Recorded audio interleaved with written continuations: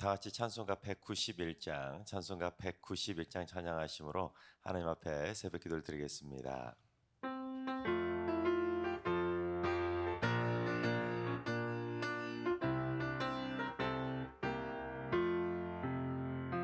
내가 매일 기쁘게 순례의 길 행함은 주의 팔이 나를 안보함이요, 내가 주의 금복을 받는 참된 비결은 주의 영이 함께함이라.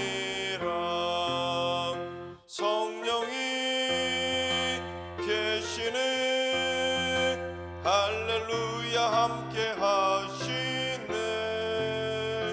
좁은 길을 걸으며 밤낮 기뻐하는 것 주의 영이 함께함이라. 전에 죄에 빠져서 평안함이 없을 때 예수 십자가의 공로 힘입어 그 발 아래 엎드려 참된 평화 얻음은 주의 영이 함께함이라. 성령이 계시네, 할렐루야 함께 하시네. 좁은 길을 걸으며 밤낮 기뻐하는 것 주의 영이 함께함이라. 나와 동행하시고 모든 염려하시니 나는 숲의 새와 같이 기쁘다. 내가 기쁜 마음으로 주의 뜻을 행함은 주의 영이 함께함이라. 성령이 계시네, 할렐루야 함께 하시네. 좁은 길을 걸으며 밤낮 기뻐하는 것 주의 영이 함께함이라. 세상 모든 욕망과 나의 모든 정욕은 십자가에 이미 못을 박았네. 어두운 밤이 지나고 무거운 짐 벗으니 주의 영이 함께함이라. 성령이 계시네, 할렐루야 함께 하시네. 좁은 길을 걸으며 밤낮 기뻐하는 것 주의 영이 함께함이라. 아멘. 시간 다 같이 한마음 한뜻으로 기도하며 나아가시겠습니다. 오늘 기도하실 때는 주님, 이 땅의 모든 부부들이 남편은 아내를 진심으로 사랑하고 아내도 남편을 진심으로 존경하면서 존경과 사랑으로 견고해지는 성숙한 믿음의 부부가 되게 하여 주옵소서.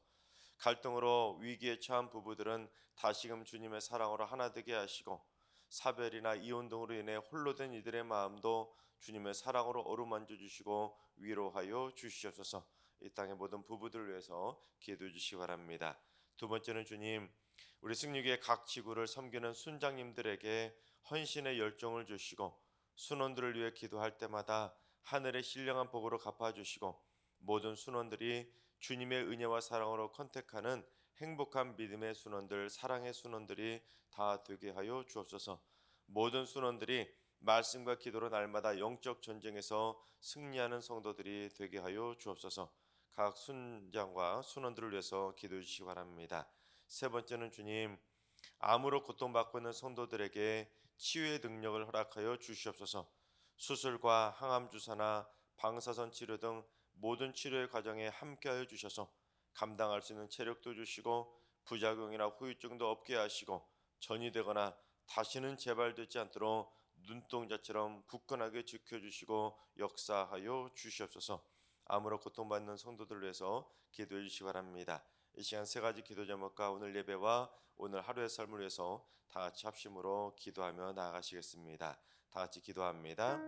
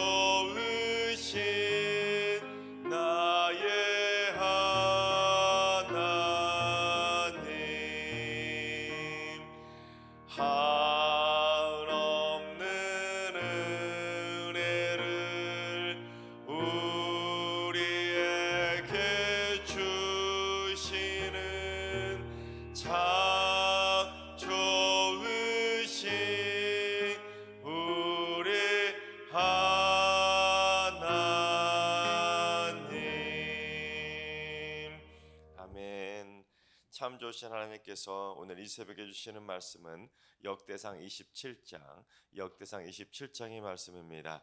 다 같이 드라마 바이블로 봉독하겠습니다. 제 27장.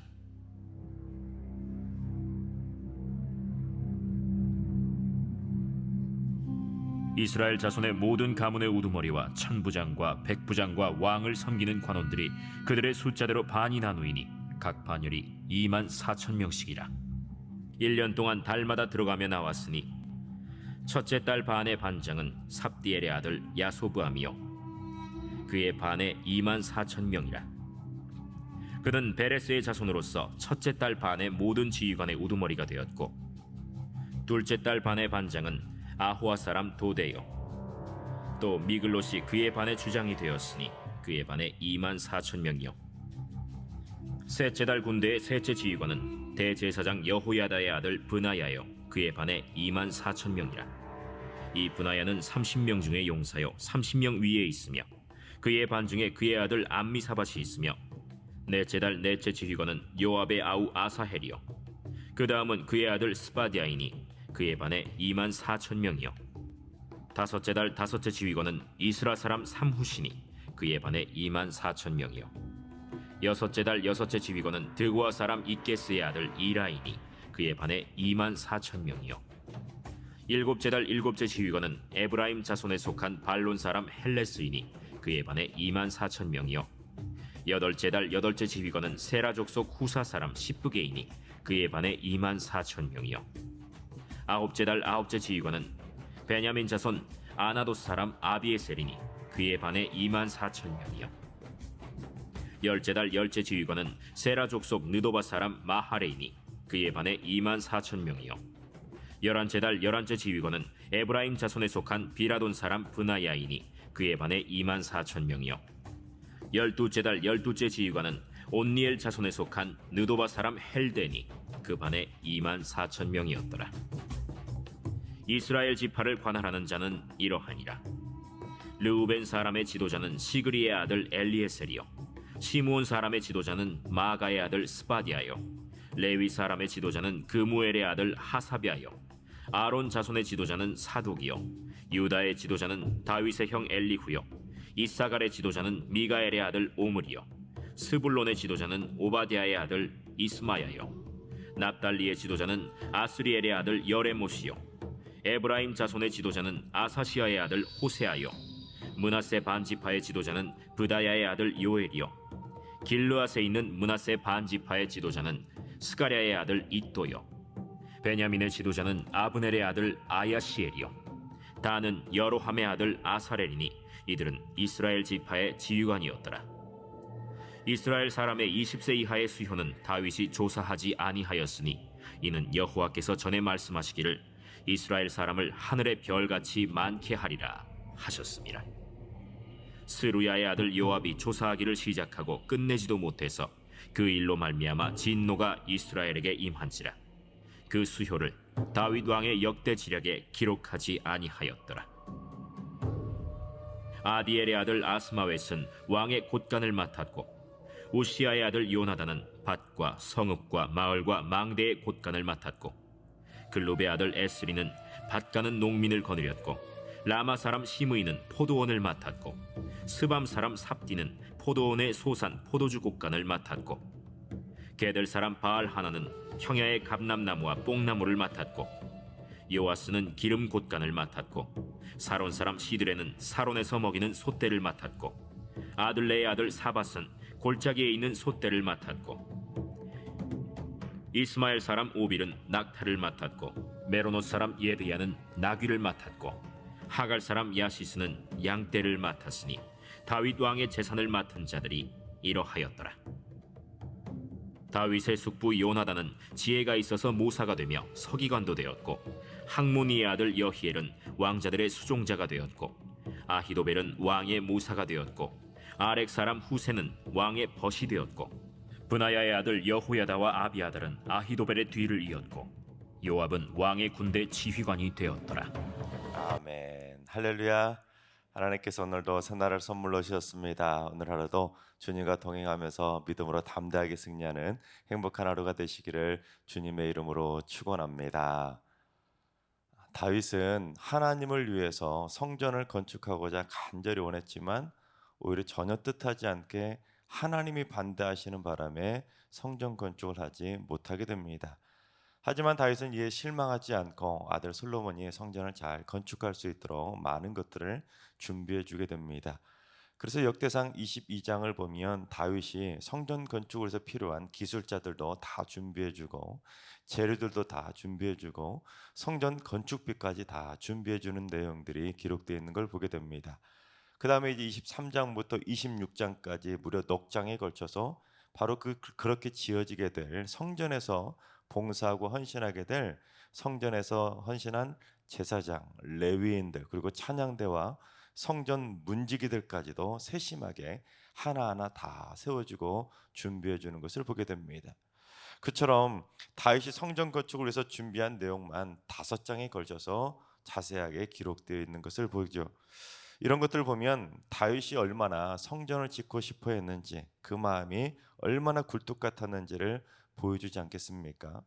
자기가 직접 성전을 건축하지도 않는데도 불구하고 성전에서 일할 일꾼들까지도 다 친히 세워주었다는 것은 다윗이 그만큼 성전 건축을 하고 싶었다는 것을 보여줍니다.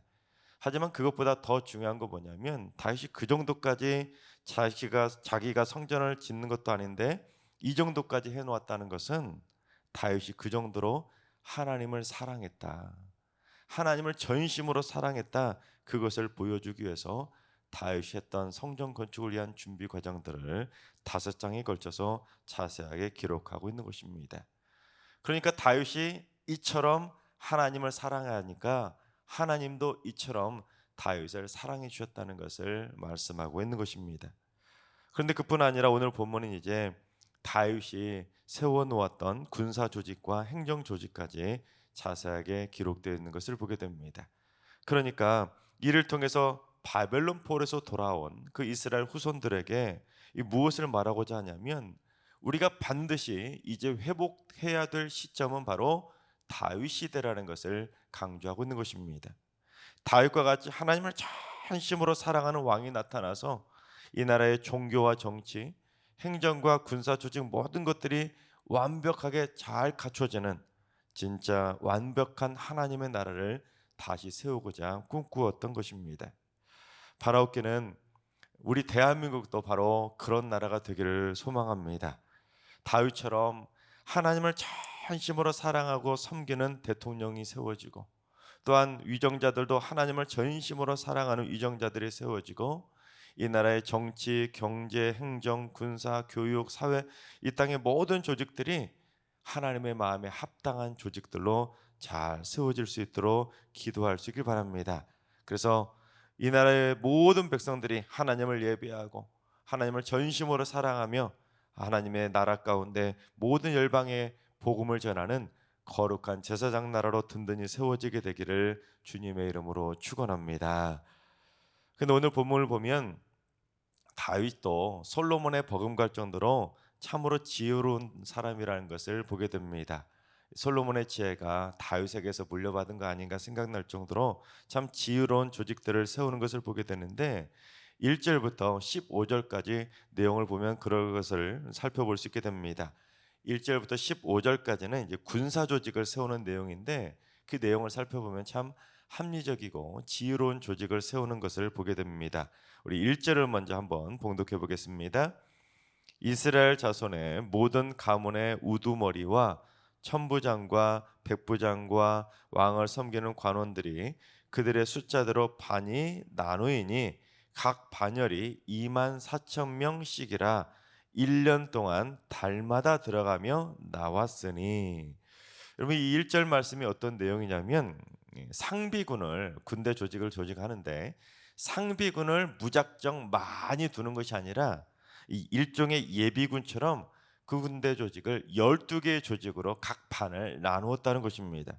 그래서 각 반차마다 그 반마다 24,000명씩 두고는 그 24,000명씩 나누어진 그 군대가 한 달씩 들어갔다 나왔다 하면서 교대로 근무를 하는 조직으로 구성을 한 것입니다.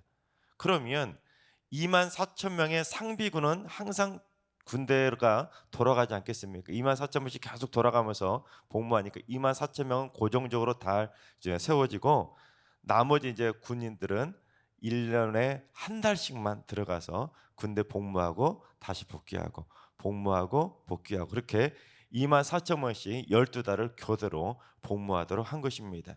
그러니 백성들은 어떻게 하겠습니까? 1년 중에 딱 한 달만 복무하면 되는 것이죠. 그러니 나머지 11달 동안은 각자 고향으로 돌아가서 생업에 종사할 수 있고 가족도 볼 수 있고 가족도 돌볼 수 있으니까 부담 없이 한 달 정도는 복무할 수 있게 되는 것입니다. 또한 2만 4천 명씩 12반차면 총 몇 명이겠습니까? 전체 군대를 다 따지면 예비군이 총 28만 8천 명입니다. 그러니까 고정적인 상비군은 2만 4천 명이 계속 유지되면서 유사시에 전쟁이 나게 되면 예비군들이 다 동원이 되면 28만 8천 명의 군대를 동원할 수 있는 효율적인 군사 조직을 갖추게 된 것입니다. 이렇게 군사 조직을 갖추게 되면 어떠한 이점이 있겠습니까? 28만 8천 명을 항상 유지하려면 군사비가 만만치 않게 들지 않겠습니까? 28만 8천 명의 군대를 계속 먹여주고 재워주고 하려면 얼마나 많은 군비가 들어가겠습니까? 그래서 이는 과도한 국방비도 줄일 수가 있었고, 또한 1년 중에 딱 한 달만 복무하면 되니까 병사들의 사기도 높일 수 있었고 병사들의 충성도도 높일 수 있는 일석삼조의 지혜로운 묘책이었던 것입니다. 그런데 이러한 군사 조직이 가지고 있는 가장 중요한 영적인 의미는 무엇이냐면, 이 나라는 군사력이 아니라 하나님에 의해서 보호받는 나라라는 것을 보여주는 것입니다. 여러분, 아무리 유사시 동원할 수 있는 예비군이 총 28만 8천 명에 달한다 할지라도 평상시에 있는 상비군은 2만 4천 명입니다. 그러니 지정학적으로 따진다면 조금은 위험할 수 있는 그런 방식인 것입니다. 그래서 다윗이 조직한 군사 조직은 국방비도 줄이고 병사들의 사기도 높일 수 있는 효율적인 방법인 것은 맞지만, 당시 이스라엘이 가지고 있었던 지리적인 그런 상황으로 본다면 어쩌면 좀 위험할 수도 있는 방식일 수가 있는 것이죠. 실제로 북쪽에는 아람이나 아수르 또는 바벨론이 늘 호시탐탐 노리고 있었고, 동쪽에는 모압과 암몬, 남쪽에는 에돔과 아말렉과 애굽까지 서쪽 바다만 빼놓고는 뺑 둘러서 적군들이 수시로 교대로 막 쳐들어왔던 그런 지리적인 상황이 있었기 때문에 그 많은 적들을 상비군 겨우 2만 4천 명으로 대응하기에는 현실적으로는 좀 위험하고도 위험할 수도 있는 방식일 수 있었던 것입니다. 그런데 다윗이 조직했던 그 군사 조직은 인간적인 생각으로 조직한 것이 아니라 하나님의 뜻 안에서 조직한 군사 조직이었다는 것을 보게 됩니다. 우리 사무엘상 14장 6절을 봉독해 보겠습니다. 요나단이 자기의 무기를 든 소년에게 이르되, 우리가 이 할례 받지 않은 자들에게로 건너가자 여호와께서 우리를 위하여 일하실까 하노라. 여호와의 구원은 사람이 많고 적음에 달리지 아니하였느니라. 그렇습니다. 여호와의 구원은 사람이 많고 적음에 달린 것이 아니라 하나님께서 함께 하시느냐 안 하시느냐, 하나님께서 일해 주시느냐 안 해주시느냐, 그거에 달려 있는 것입니다. 그래서 하나님께서 보호해 주시고 하나님께서 역사해 주시고 하나님께서 싸워 주실 때 아무리 많은 적군이 쳐들어온다 할지라도 승리는 우리 것이라는 것을 다윗은 믿음으로 고백하고 있었던 것입니다. 그걸 가장 잘 보여준 전쟁이 바로 아수르와의 전쟁 아닙니까? 아수르의 사나립 군대가 북이스라엘을 다 멸망시켜버리고 이제 남유다까지 멸망시키겠다고 쳐들어왔지만, 히스기야가 기도했을 때 어떻게 되었습니까? 하나님께서는 사나립이 이끌었던 18만 5천의 대군을 하룻밤 사이에 다 송장으로 만들어버리지 않았습니까? 즉 아무리 많은 대군이 쳐들어온다 할지라도 하나님의 숫자 계산법하고는 상대가 되지 않는 것입니다. 아무리 많은 군대를 이끌고 쳐들어온다 할지라도 하나님이 함께 하시면, 하나님이 일하시면 이스라엘 백성들은 손 하나 까딱하지 않고도 그 많은 군대를 다 이길 수가 있는 것입니다. 또한 주께서는 하루가 1000년 같고 1000년이 하루 같다고 말씀하시는 것처럼 하나님의 계산법으로 계산해 본다면 다윗이 조직한 상비군 24,000명에 동그라미 3개를 뒤에 붙이면 2400만 대군이 되는 것이죠. 그러니 이 세상에 2400만 명의 대군을 상대할 나라가 어디 있겠습니까? 군사미만 1000조를 쓴다고 하는 천조국 미국군 물론 세상에서 가장 많은 인구를 가진 중국이나 인도도 가지지 못하는 어마어마한 군대 아니겠습니까? 따라서 우리가 나라 민족으로서 기도할 때는 숫자를 가지고 기도할 필요가 없는 것입니다.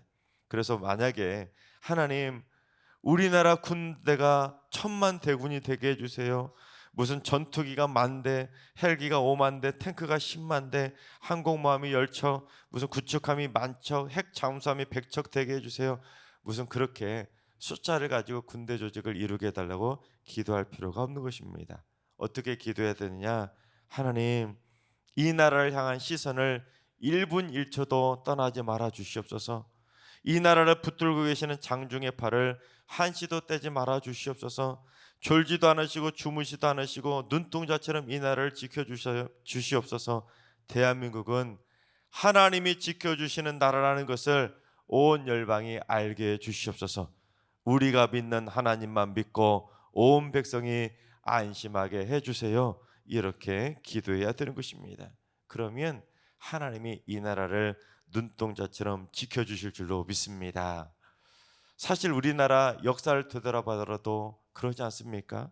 우리나라는 지리적인 위치상 반만년 역사 동안 2, 3년에 한 번씩 계속해서 외적의 침략을 받았지만 지금까지도 이 한반도를 굳건하게 이 민족이 지키고 있지 않습니까? 그런데 지금까지 역사를 되돌아보면 우리나라 군사력이 월등해서 외적을 이겼던 적이 있었습니까? 한 번도 없었습니다.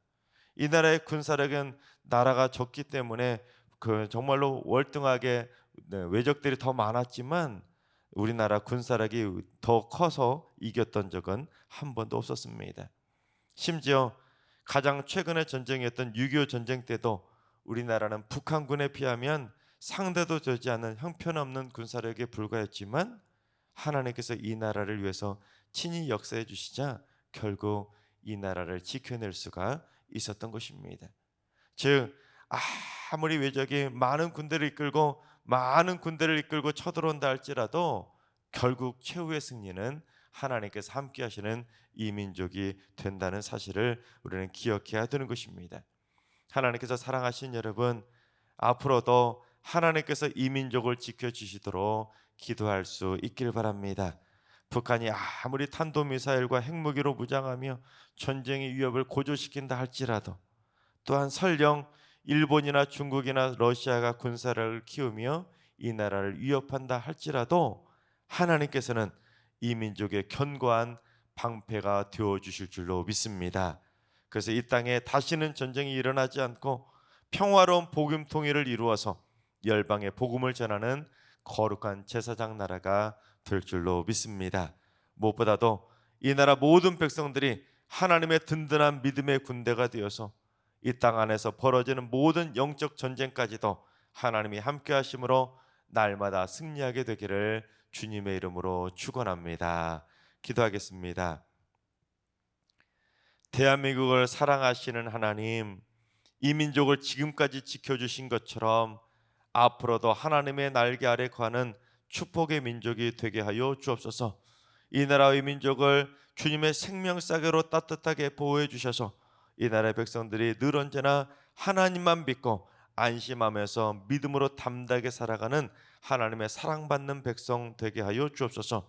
또한 여호와 보시기에 정직하게 행하는 하나님을 누구보다도 사랑하는 다윗과 같은 믿음의 대통령과 위정자들이 많이 세워지게 해주셔서 이 땅에 오직 하나님의 공의와 정의가 강같이 흐르게 하여 주시옵소서. 또한 세상은 점점 치열한 군비 경쟁과 함께 침략자들이 늘어나고 있는데 하나님, 이 대한민국은 하나님이 지켜주시는 하나님의 군대로 보호받게 하여 주시옵소서. 북한과 주변 열강으로부터 안전하게 보호받는 하나님의 나라가 되게 하여 주시옵소서.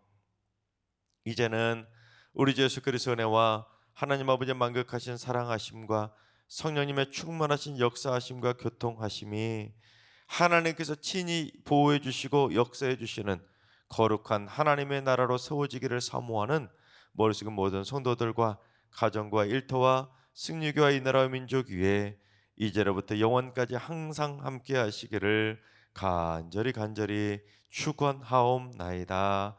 아멘. 이제 주신 말씀과 여러분의 기도 제목을 가지고 이 시간 기도하실 때 주님, 대한민국을 눈동자처럼 굳건하게 지켜 주시옵소서. 이 나라와 이 민족이 하나님이 거하시고 하나님께서 역사해 주시고 하나님께서 보호해 주시는 거룩한 하나님의 나라가 되게 하여 주옵소서.